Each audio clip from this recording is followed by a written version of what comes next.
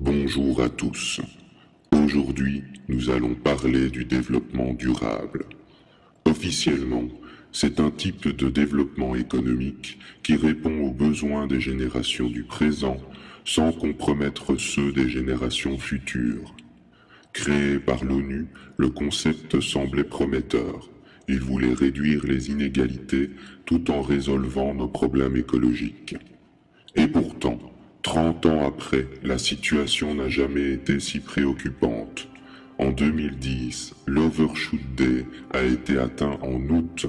En 2000, cette limite était en novembre. La demande de matières premières s'accentue tous les jours, alors que nos réserves de métaux dépassent difficilement les 50 ans. Pendant que nos forêts continuent de disparaître, une île de plastique de 600 000 km² s'est formée dans le Pacifique. Quelques 100 millions de tonnes de synthétique se baladent en mer.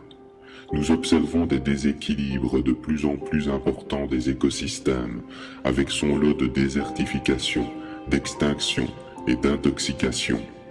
De grands désastres écologiques se succèdent et l'indifférence du pouvoir est proportionnelle à l'ampleur du désastre. Le New York Times estimait à 8 milliards de litres de pétrole déversés en mer rien qu'en 2010. Cette année est également celle de tous les records en matière d'émissions de CO2 et 2011 est en bonne voie pour un nouveau record. Tout s'accélère avec ou sans développement durable. Tout s'accélère malgré que 98% des Européens se déclarent concernés par l'environnement. Comment sommes-nous devenus des éco-citoyens déculpabilisés, acheteurs de voitures écolabels?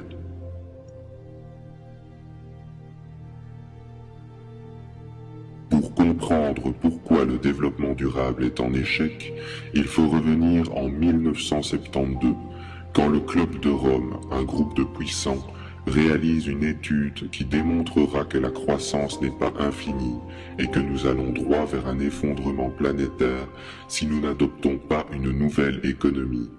Il était selon eux vital de créer un système basé sur une croissance en équilibre, car toutes les technologies vertes du monde ne pourraient pas venir à bout de nos contraintes.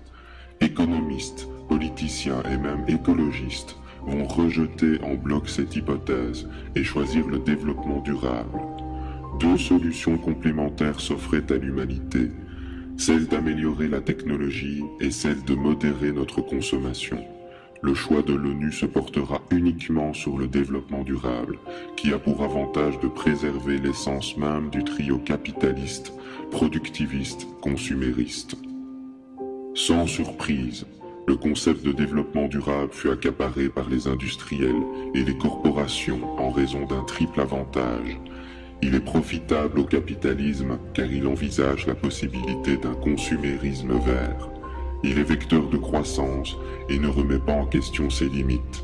Enfin, il s'avère un redoutable outil marketing. Grâce au greenwashing, l'écologie devient un argument de vente. Pour développer ses profits, une entreprise doit faire croire aux consommateurs qu'acheter un produit vert est bon pour la planète. Monsanto, EDF, McDo, Suez, Total, la plupart des grandes entreprises sont les premières à devenir vertes.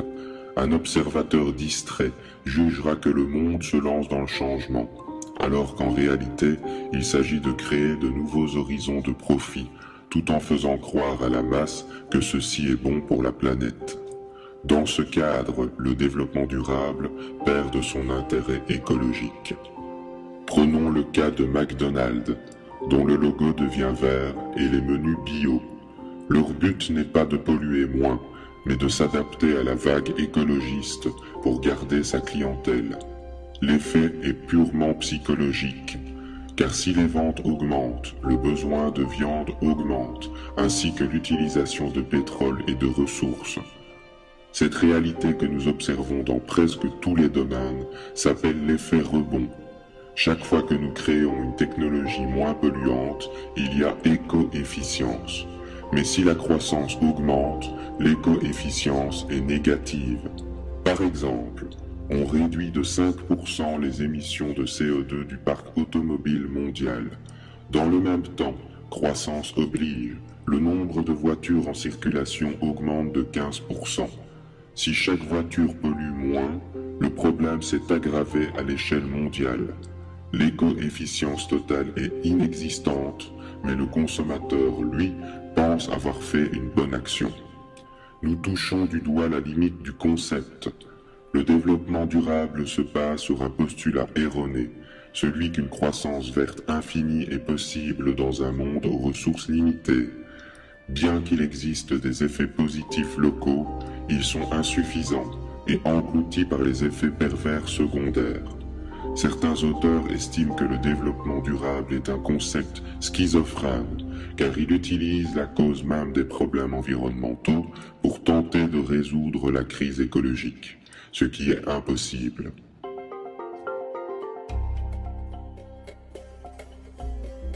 La seconde faille du développement durable, c'est de croire que les acteurs économiques vont naturellement s'orienter vers l'écologie. Prenons l'exemple des producteurs de tomates. Chaque jour, des milliers de tonnes de tomates produites en Espagne se rendent en Hollande, pendant que l'Espagne importe à son tour la même quantité de tomates produites en Hollande. Économiquement, c'est très rentable. Écologiquement, c'est un désastre. Dans cette situation, le développement durable veut réduire la pollution de chaque camion, plutôt que de relocaliser la production. Malheureusement, il est impossible de rendre un camion propre, alors qu'il serait simple de produire et de consommer localement. Le fonctionnement des choses n'est pas remis en question, car le développement durable est soumis à la logique libérale. Au lieu d'encourager une nouvelle économie saine, locale et naturelle, on se force à transformer un système industriel mondialisé qui n'est soumis à aucun contrôle, à aucune démocratie, à aucune morale sociale ou écologique. Ainsi, nous voyons apparaître des aberrations, comme des hôtels de luxe durables, placés sur des îles désertes uniquement accessibles par avion, des Ferrari électriques à 100 millions de dollars, des jets privés qui se targuent d'écolo car ils consomment 3% d'énergie en moins, ou des salons de l'écologie de luxe pour présidents et starlettes. Or, ce sont les pauvres qui subissent le plus la crise écologique et climatique. Non seulement nous consommons 80% des ressources mondiales, mais nous leur interdisons de se développer, car ils représentent un potentiel de pollution désastreux. Nous savons aujourd'hui que les agrocarburants font pression sur les marchés de la nourriture et engendrent davantage de famine. Une éventuelle taxe carbone toucherait les pauvres en premier, en laissant libres les industriels de polluer. Or, c'est justement le productivisme qui est la cause de nos problèmes. Ainsi, nous nageons dans une soupe répugnante d'hypocrisie et de cynisme.